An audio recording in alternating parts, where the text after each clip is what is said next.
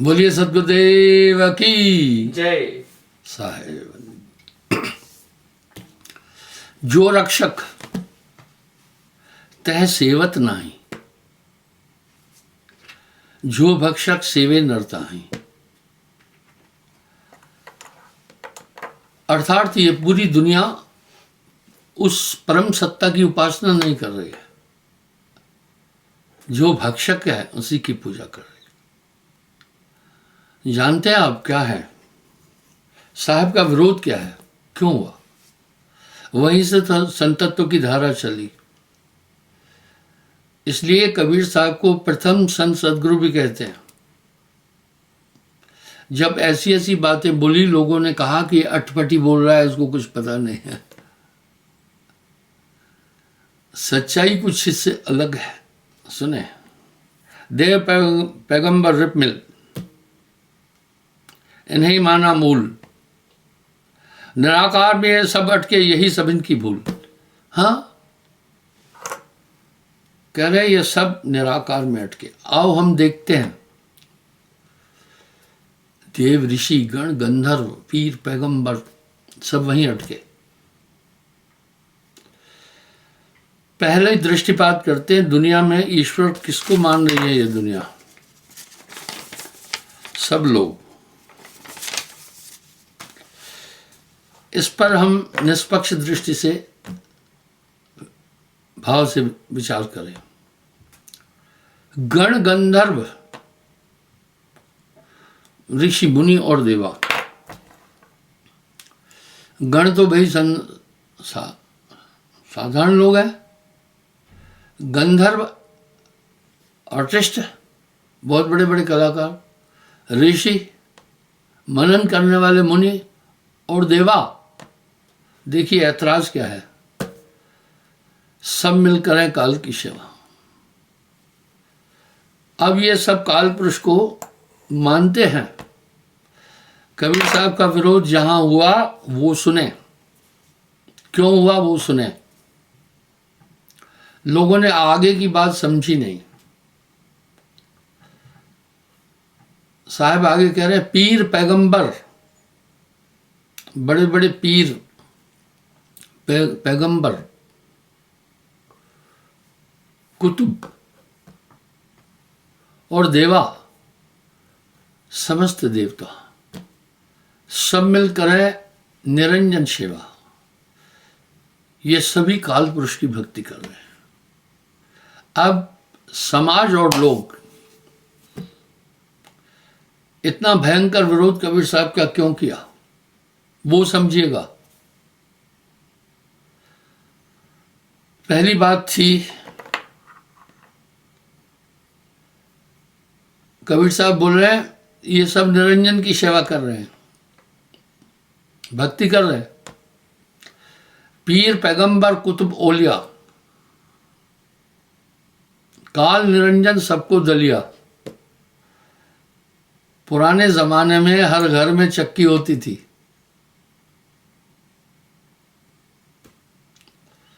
और वो अच्छा था। माताएं मैंने सुबह उठकर चक्की पीसती थी, आटा ताजा खाते थे और भजन गाती थी। मेरी माँ भी चक्की पीसती थी, मुझे पता है। घर घर में चक्की थी। और दलिया भी उससे बनाते थे। चक्की को थोड़ा ऊपर उठाते थे, उसका पार्ट ऊपर का, तो जब दलते थे तो गेहूं का भी दलिया बन जाता था, दालें भी उसी में दल लेते थे। सब काम घर में होता था, बाजार मार्केट की कोई जरूरत नहीं थी। लोग सब अपनी जमीन पर, जमीन बहुत थी, आमदनी और जनसंख्या कम थी। साग सब्जी अपनी पैदा करते थे, अनाज अपना पैदा करते थे, तेल वगैरह अपना पैदा करते थे। ये सब अपना पैदा करते थे। कपास होती थी, अपने कपड़े भी खुद बनाते थे। और बाजार वगैरह नहीं थे। जीवन शैली बड़ी टॉप थी।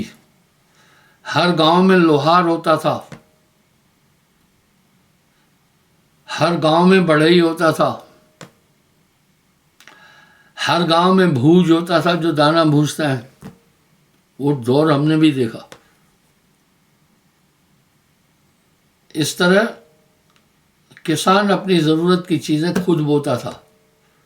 धनिया बो देता था, मिर्ची बो देता था, हल्दी बो देता था, अदरक बोता था, लहसुन बोता था। और बाद में वस्तु विनिमय हुआ। करेंसी नहीं थी। जिसके पास ज़्यादा हल्दी है वो बाजार लगती थी हफ्ते में एक दिन या कुछ ऐसे। तो जिसके पास हल्दी की कमी थी वो कहता था भाई मुझे हल्दी दो। तो हल्दी वाला कहता था तुम भी मुझे कुछ दो। इसको कहते हैं वस्तु विनिमय। जीवन शैली टॉप थी। अब हम ये देख रहे हैं और लोग धर्मिष्ठ थे। ये मैं आपसे बाबा आदम के ज़माने की बात नहीं कर रहा हूँ, जो मैंने अपने जीवन में देखा वो बात कर रहा हूँ। लोग स्वावलंबी थे। इस तरह साहब कह रहे हैं काल निरंजन सबको दलिया, सबको दल दिया। गांव पंचायतें तगड़ी थी। थाने की ज़रूरत नहीं पड़ती थी, पंचायत फैसला कर देती थी और पूरे पंचों को बुलाते थे, गांव को बुलाते थे। न्याय पद्धति भी अच्छी थी।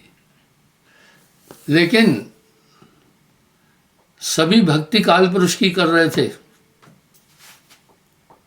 यह सिलसिला लंबा चला। इसलिए साहब अपनी वाणी में एक बात बोल रहे हैं। क्यों इतना विरोध है साहब का, वो सुनो। गण गंधर्व ऋषि मुनि और देवा सब मिलकर हैं काल की सेवा। पीर पैगंबर कुतुब औलिया,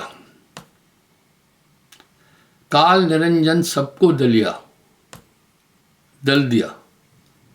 सिद्ध साधक और जोगी जत्ती, आगे जाए न पाए रत्ती। पहले हम देखते हैं इस पूरे संसार में एक की भक्ति हो रही है बस।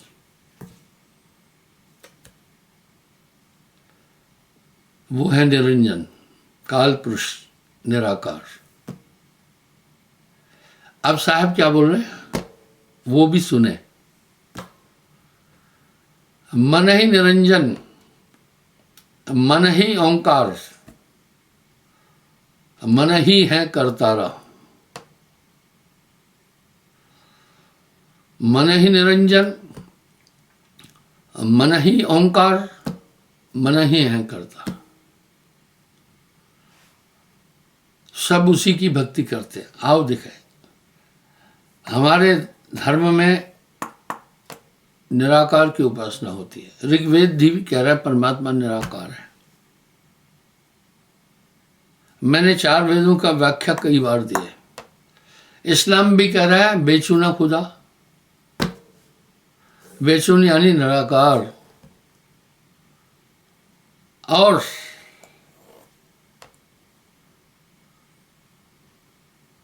क्या काम हुआ? ईसाई भी कह रहे हैं, ईसा मसीह कह रहा है मेरा आकाशी पिता, आकाशी यानी निराकार। अब कहेंगे जी नहीं, कुछ तो सरगुण उपासना कर रहे हैं। भाई बात सुनो, सरगुण निर्गुण एक ही जानो, वो एक ही बात है। त्रिदेव भी आदि शक्ति के माध्यम से पैदा है, निरंजन के माध्यम से पैदा है। इसलिए सरगुण निर्गुण दोनों भक्ति काल पुरुष की है। यही संतों ने आकर संदेश दिया। आगे समझिएगा। यहां साहब एक तंज कस रहे हैं। साकार कहो तो माया माही, निराकार कह आहे नाही। है जैसा तैसा रहे कहे कबीर विचार। इसलिए पूरा ब्रह्मांड एक निद्रा और अज्ञान अवस्था में है, नहीं समझ पा रहे। लेकिन संतत्व का युग जब शुरू हुआ तो साहब ने आकर, साहब कबीर लाए हैं संदेशवा। अब हमला क्या किया? तो जो लोग सरगुण निर्गुण में उलझे हुए थे उनको जकड़ा हुआ था। 3 भक्ति है, रजोगुणी, सतोगुणी, तमोगुणी।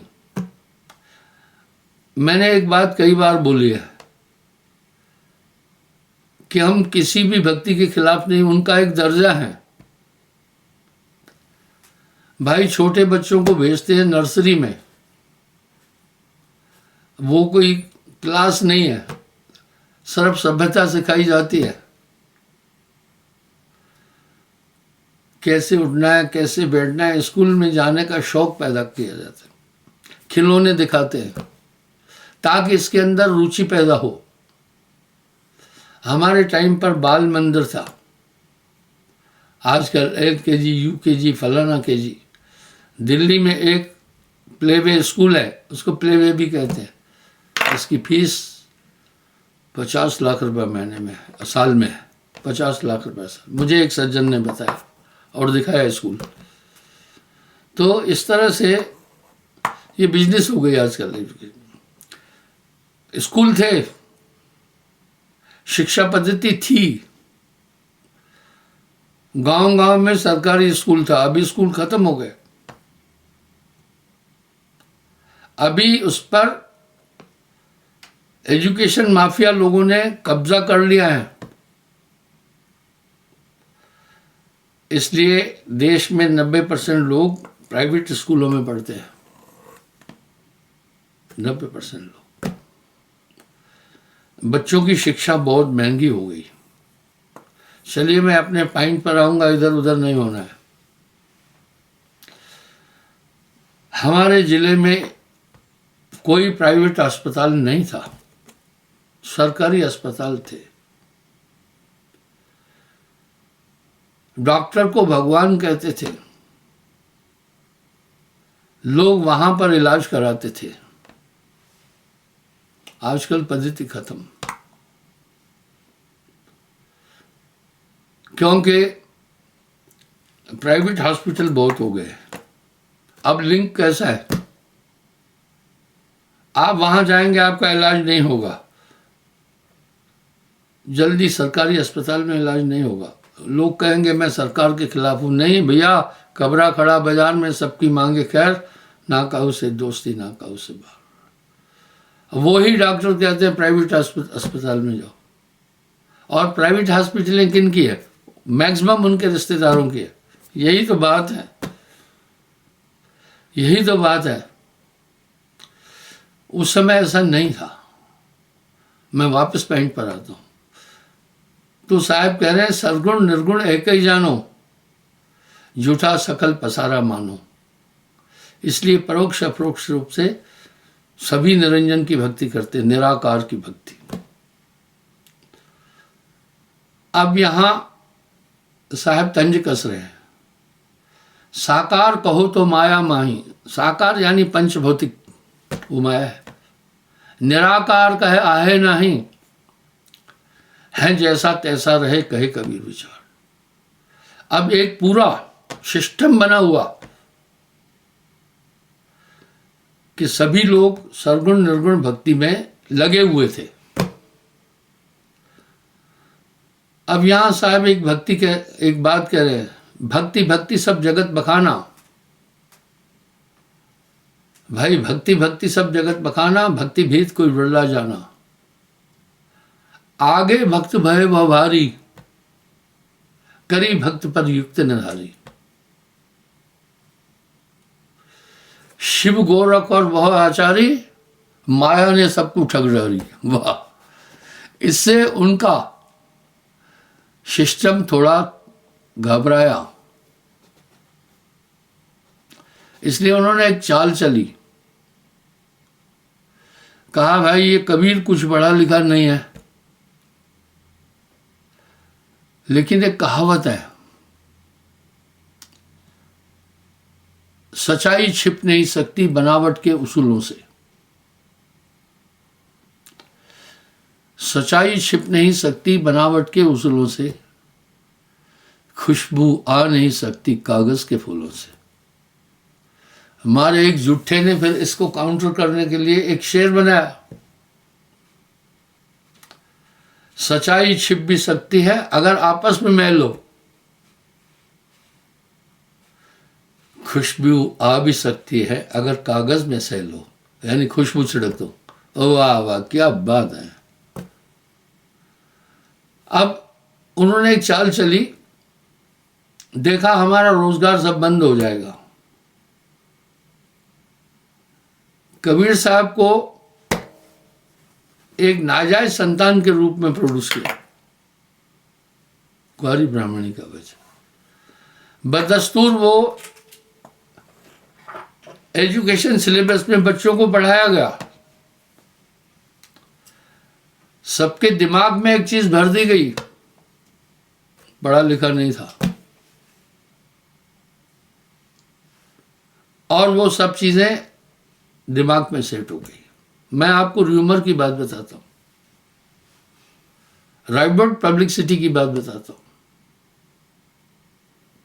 आप खामखा किसी को कहो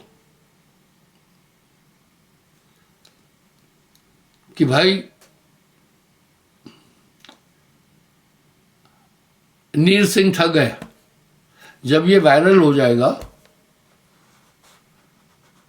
तो क्या होगा पता है? भोले भाले लोगों के दिमाग में ये सेट हो जाएगा कि फलाना ठग है,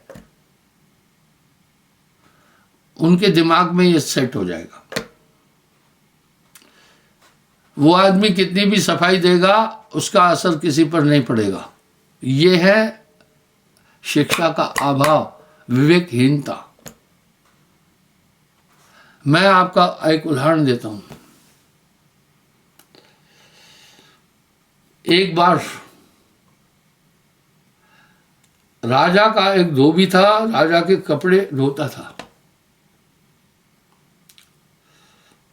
तो राजा ने एक नौकर मुकर्रर किया था, उसके पास से कपड़े लाता था। तो राजा का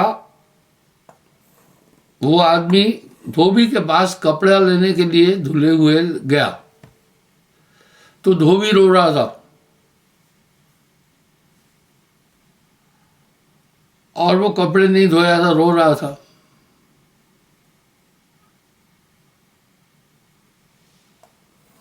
नौकर ने बोला क्यों रो रहे हो? उसने बोला सूडर मर गया, सूडर। अब नौकर भी बेवकूफ रोता रोता आया, बोला सूडर मर गया।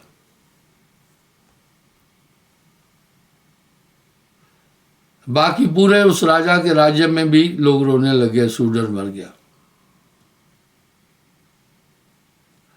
राजा भी रोने लगा, हाय सूडर मर गया। ये दुनिया ऐसी है। मंत्री बुद्धिमान था, बोला भाई सूडर कौन है, क्यों सब रो रहे हैं? उन्होंने कहा कुछ तो पता नहीं है, बाकी रो रहे थे, हम भी रो रहे थे। आज कह दो कुएं में भगवान निकला है, पूरी दुनिया कुएं को घेर लेगी और फूल चढ़ाएगी, अनाज चढ़ाएगी, रुपया पैसा चढ़ाएगी। हे भगवान तू इसमें वास। इसलिए इतने भगवान नए नए निकले हैं कि आपका दिमाग खराब हो जाएगा, आपका दिमाग खराब हो जाएगा। इस तरह वो लोग जो है तेज हैं, वो जानते हैं कि जो र्यूमर अफवाहें हैं ये बहुत फैलती है। तो एक अफवाह फैलाई ये कुंवारी ब्राह्मणी का लड़का है। दरअसल ऐसा नहीं था। कबीर साहब ने अपनी वाणी में कई जगह बोला है, युगन युगन हम यहाँ चलाए, कोई कोई हंस हमारा है। लेकिन विडंबना क्या है, खुद कबीर पंथ में भी ऐसी शाखाएं हैं जो कबीर साहब को सही में कुंवारी ब्राह्मणी का बच्चा मानते हैं और सही में जुलाहा मानते हैं। और वो कहते हैं कबीर साहब ने किसी भगवान को माना नहीं है, आत्मा ही सब कुछ है। कुछ लोगों ने अपने पक्ष के लिए ये चीजें निकाली, आप बात समझना। इसलिए उन्होंने कबीर साहब के वो दोहे साखी लिए जिसमें आत्मा की प्रशंसा है, वो दोहे साखियां ले लिया जिसमें आत्मा की प्रशंसा है, सिद्ध कर दिया कबीर ने आत्मा ही बोली। मैं आपको उदाहरण देता हूं, मैं किसी पर तंज नहीं कस रहा हूं। अभिलाष साहब बड़े मेरे क्लोज थे, मुझे जानते थे। उन्होंने मुझे 3-4 आश्रम भी दिए। वहां परमात्मा का जिक्र नहीं, आत्मा ही सब कुछ है। सुनिए, तो भोपाल में कबीर जयंती पर एक बहुत बड़ा समारोह था। उसमें मुझे भी आमंत्रित किया था। 3 दिन का अवकाश था मध्य प्रदेश भोपाल में। वो भी आए थे, मैं भी गया था। तो अब जब ज्योति प्रज्वलित करनी थी, स्पीच मैंने भी दी, उन्होंने भी दी, वो मुझे सुने। अब मैं वहां ये स्थापित कर रहा था, एक सत्ता है। ये देखिए, दाहिनी तरफ बैठे अभिलाष साहब हैं, बाएं तरफ मैं हूं। बारी बारी हम दोनों ने स्पीच दी थी एक ही स्टेज से। अभिलाष साहब बाद में कमरे में मेरे साथ बैठे, थोड़ी देर बात हुई, बड़े प्रसन्न हुए। उन्होंने मुझे 3-4 आश्रम भी दे दिए।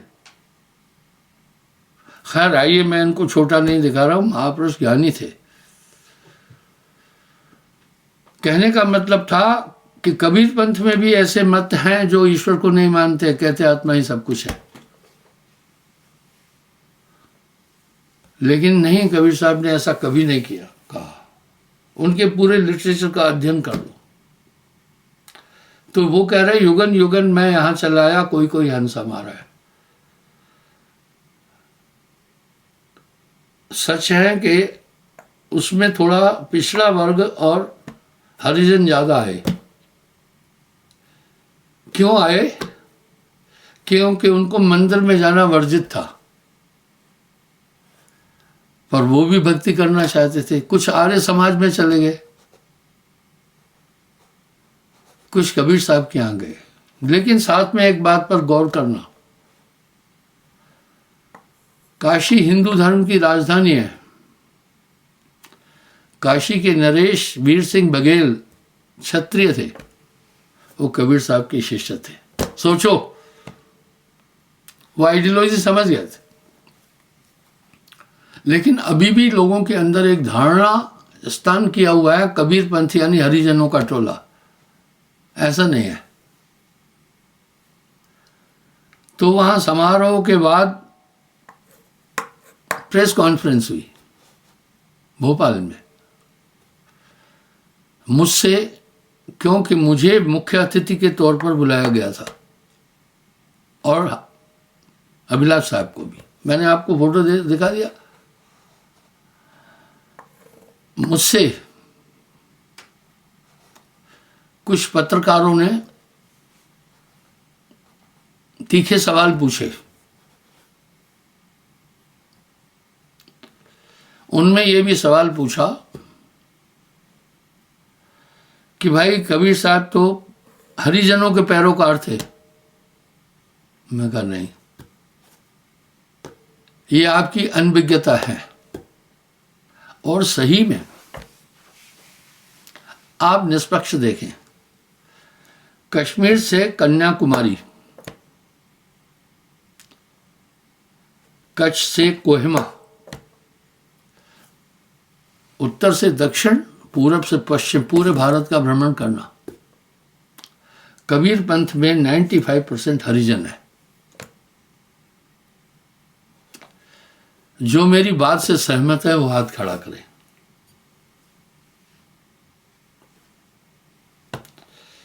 मैं घमंडी नहीं हूं, अहंकार से परहेज करता हूं। इंसान का सबसे नजदीकी और भयंकर दुश्मन ही घमंड है। मैंने ये मिथक तोड़ दिया। भारत में अभी भी जितने कबीर पंथ की संस्थाएं हैं उनको मानने वाले, उसमें 95% हरिजन लोग हैं। ये मेरा घमंड नहीं है, मैंने ये मिथक तोड़ा। मैंने 4 लाख ब्राह्मणों को दीक्षा दी है, उनको समझा दिया what is ideology of the Kabir. और 3-4 लोग क्षत्रियों को दीक्षा दी, राजपूतों को, और इतने ही महाजनों को दीक्षा दी, इतने ही पिछड़े लोगों को दीक्षा दी, इतने ही हरिजनों को। तो हमारा जो कॉम्बिनेशन है बड़ा जबरदस्त है। पत्रकार को मैंने ये भी बता दिया, ये मेरा घमंड नहीं है। मैं एक तर्क रखा, आज से 600 साल पहले जितना छुआछूत थी इतना अभी है ही नहीं, लेकिन है, इतनी है नहीं। तो मैंने कहा काशी का राजा वीर सिंह बघेल जब कबीर साहब से शिक्षा लिया, काशी हिंदू धर्म की राजधानी है भाई, नॉर्मल जगह नहीं है। वहाँ बड़े बड़े आचार्य, बड़े बड़े विद्वान वहाँ हैं। काशी को शिव की नगरी मानते हैं।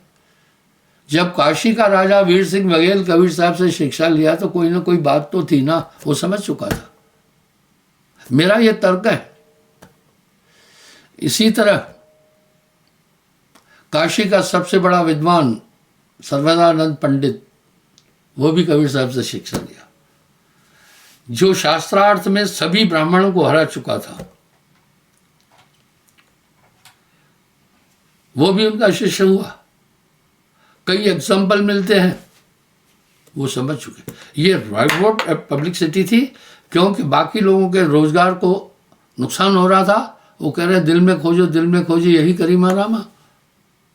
उन्होंने एक अभियान चलाया, बदस्तूर शिक्षा पद्धति में भी ये लिख दिया, कबीर एक जुरहा और कुंवारी ब्राह्मणी का बच्चा था।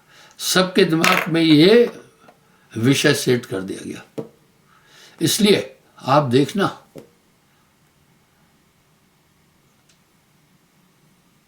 जो बदबू है उसका विस्तार लंबा है, खुशबू का नहीं है। दिल्ली में गंदा नाला है, उस गंदे नाले की खुशबू, बदबू किलोमीटरों तक जाती है। पूरी दिल्ली की गंदगी उस गंदे नाले में आती है और फिर जमुना में गिरती है। और कोई साधन नहीं है उनके पास, लेकिन खुशबू इतना 1 किलोमीटर तक नहीं जाएगी। खुशबू का दायरा इतना नहीं है। बदबू तो सत्यानाश कर देगी। उस हवा में ऐसे जर्म्स होते हैं जहाँ गंदगी है, आपके शरीर में पहुँचेंगे नाक के द्वारा, आपको कई बीमारियां हो जाएगी। इसलिए आदमी फौरन दुर्गंध देख करके नाक बंद कर लेता है। लेकिन खुशबू का इतना विस्तार नहीं है, इसलिए झूठ जल्दी फैलता है। झूठ सफेदे का पेड़ है, वो सीधा बहुत ऊंचा उठता है, और सच बरगद का पेड़ है। लेकिन सफेदा बहुत जल्दी ऊंचा उठता है, लेकिन एक ही तूफान को सह नहीं पाता है, धड़ाम से गिर जाता है। हवा में देखा होगा सफेदे गिरते हैं, पर कहीं आपने बरगद गिरते नहीं देखा होगा तूफान में। इस तरह सच, झूठ जल्दी फैलता है। पहले सबके दिमाग में एक अभियान चलाकर कबीर साहब के लिए एक गंदा मुखड़ा प्रोड्यूस किया गया, ये कुंवारी ब्राह्मणी का बच्चा है। ऐसा नहीं है। कई बार मैंने ये उल्लेखित किया है अपने सत्संग में, युगन युगन हम यहाँ चले आए, कोई कोई हंस हमारा है। ये चीज हुई। आइए, कोई बात नहीं है। अब पहले हम देखते हैं वर्तमान में अध्यात्म जगत में कबीर साहब हैं कहाँ? मंदिरों में जाकर देखना कबीर साहब के भजन बज रहे हैं, ठीक है। मुझे घमंड नहीं है, नहीं नहीं, किसी भी तरह से मुझे घमंड नहीं है, पर मैं कहता हूं अच्छा हुआ मेरा जन्म हरिजनों में पिछड़ों में नहीं हुआ, नहीं तो सब कहना था ये हरिजन है। अब मैं दावे से साहब की बात बोल रहा हूं। जात पात होकर नहीं आए, ये झगड़ा जग में फैला है। मैं ये बताना चाहता हूं वर्तमान में कबीर साहब कहाँ हैं। भक्ति क्षेत्र में वो वैसे ही है आज जैसे तारों का मंडल में चंद्रमा है, जैसे सौर मंडल में सूर्य है, जैसे सभी नदियों में गंगा है, कबीर साहब का वो स्थान है। जैसे सभी वृक्षों में पीपल है, जैसे सभी पक्षियों में गरुड़ विशिष्ट है, जैसे सभी द्रव्य पदार्थों में पारस है, उसकी कोई कीमत नहीं। कबीर साहब का स्थान आज भी वही है। जो विरोध कर रहे हैं वो भी वाणी को परिवर्तित करके उन्हीं की आइडियोलॉजी ले रहे हैं। उनके दोहे, उनके शब्द, उनकी साखियां, उनके सोरठे। कबीर साहब ने इनको आदि कवि भी कहते हैं। कबीर साहब ने चौपाइयां दी, दोहे दिए, सोरठे दिए, शब्द दिए, रमेनियां दी, इसलिए उन्हें आदि कवि बोलते हैं। गोस्वामी तुलसीदास जी तो 175 साल बाद आए हैं उनसे, और रामायण में भी दोहे हैं, चौपाई हैं, सोरठे हैं, छंद हैं, आदि आदि हैं। आज उन पर पीएचडी हो रही है। लेकिन जो भोले लोग हैं उनके दिमाग में जो बात बोलो वो सेट हो जाती है। विदेशों में, अमेरिका में एक वृत्ति है, आदमी अपनी मशहूरी के लिए गंदे से गंदा काम करता है जानकर, और वो वायरल जल्दी हो जाता है, उसको दुनिया जान जाती है। आज देखो जो गुंडे बदमाश है उनका नाम कितना मशहूर है, लेकिन सत्कर्म करने वालों का नाम इतना मशहूर नहीं है। तो गंदगी में दुर्गंध अधिक होती है, वो फैलती है। थोड़ा विचार करके देखो, अगर आपको एलर्जी है साहब की शिक्षा से तो उनके भजन क्यों गा रहे हो? उनकी साखियां, उनके दोहे, उनके चौपाई जगह जगह पर क्यों बोल रहे हो आप, जब आप उनको अछूत मानकर साइट कर रहे हैं? मैंने तलवारें नहीं चलाई, अपने प्रवचन से लोगों को यही मॉडिफाइड किया कि साहब एक बहुत बड़ी शख्सियत थी। तो किस देश की बात कर रहे हैं? वो कह रहे ये 3 लोग निरंजन की भक्ति है।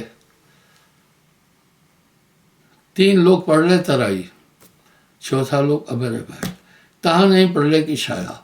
हे आत्मा, अगर तू अमर है, तेरा ओरिजिन भी कहीं है, तू कहीं की रहने वाली है। ये पिंजड़ा नहीं तेरा हंसा, ये पिंजड़ा नहीं तेरा। उनकी पूरी आइडियोलॉजी अध्यात्म पर है। मन क्या है, बुद्धि क्या है, चित्त क्या है, शरीर क्या है, और संसार से कैसे पार हो। इस तरह अगर करियो जब बहुकाल सत्संगा, तब हो संस्कृति भंगा। देख के आगे क्या कह रहे हैं साहब? देव पैगंबर रिप मिल ऋषि मिल, इन्हें माना मुँह भूल, निराकार में ये सब अटके, यही सब इनकी भूल। यहीं तक सब अटक गए। निराकार ते वेद आदि भेद जाने नहीं। मुख्य बात ये उठी। अब क्या होता है, जो भी साहब की भक्ति में जुड़ता है तो लोग क्या कहेंगे पता है? वो भोले हैं। कहेंगे इसने धर्म बदल दिया। अरे यार, कहाँ धर्म बदल दिया? लोग कह रहे हैं हम हिंदू हैं, हम कह रहे हैं हम ही हिंदू हैं, हम ही लगा रहे हैं। किसी भी धर्म में जन्म लेने से आदमी धर्मिष्ठ नहीं होता है। धर्म के नियम और सिद्धांतों का पालन करने वाला धर्मिष्ठ है। आइए देखें हमारा धर्म क्या कह रहा है। इस धर्म का एक मान्यता है, ईश्वर है। यह धर्म ईश्वर के अस्तित्व को स्वीकार करता है। दो सिद्धांत है, सत्य और अहिंसा। अगर आप इस धर्म में जन्म लिए हैं तो आपको सत्य का अमल करना पड़ेगा और अहिंसा का अमल करना पड़ेगा। और सत्य के 8 अंग हैं, अहिंसा के भी 8 अंग हैं, तब आप धर्मिष्ठ है।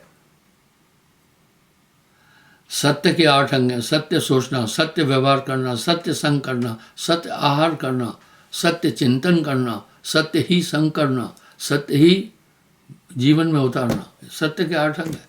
अहिंसा के भी 8 अंग है। किसी को मारना नहीं, किसी से राग नहीं रखना, किसी से दुश्मनी नहीं करना, किसी को नीचा नहीं दिखाना, किसी से वैमनस्य नहीं करना। 8 अंग है अहिंसा के, वो इंसान महान हो जाएगा। ये धर्म ऐसे ही महान नहीं है, इसमें कुछ सिद्धांत है, इसलिए हम तो इसका अनुकरण कर रहे हैं। जो भी दीक्षा लेता है पहले उनको 7 नियम बताते हैं हम। सत्य बोलना, मांस न खाना, शराब न पीना, पर स्त्री गमन न करना, चोरी न करना, जुआ न खेलना, हक की कमाई खाना। जो इनका अनुकरण करेगा कितना महान हो जाएगा, असली हिंदू हो जाएगा। दूसरा कहा एक ही परम पुरुष की उपासना करना। वेद भी तो कह रहा है एको ब्रह्म द्वितीया नास्ति। तीसरा कहा टोना टोटका, जादू, झड़ी, जंत्र मंत्र नहीं मानना, क्योंकि ये तामस भक्ति है, ये फलदायक नहीं है। और तामस भक्ति का खंडन तो वासुदेव कृष्ण जी ने भी गीता में किया है। अर्जुन, तामस भक्ति गुण देने वाली नहीं है। और उसके बाद फिर गुरु शब्द दिया, वाह।